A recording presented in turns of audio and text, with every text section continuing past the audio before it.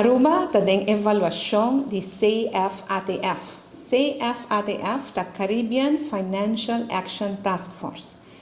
Caribbean Financial Action Task Force da parte da Organização Mundial Financial Action Task Force, que é organização que guia, que evalua e controla que o país não tem um sistema em place para combater lavamento de placa e financiamento de terrorismo.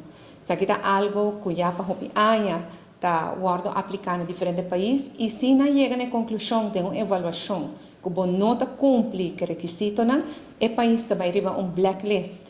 Por vai um blacklist assim, é trova que o inversionista não pode invertir no país e vai ter problema na caminho também. Aruba tem a avaliação de CFATF aqui já desde ano passado, meio ano passado, a avaliação começou on site.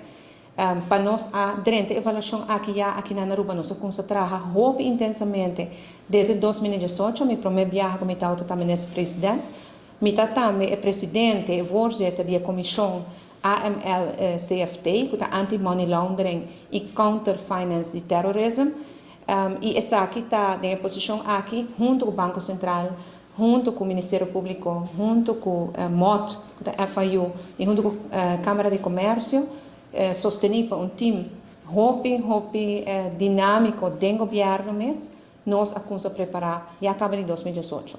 Nós fazemos um National Risk Assessment, que é um assessment de que tem risco que tem na Aruba, nós percorremos, nós tapa todo o risco e agora que nós temos avaliação. Ainda toma lugar uma reunião plenária, uma reunião também virtual, uma reunião plenária de CFATF, caminha o caso de Aruba agora tratar, Aruba agora evaluar.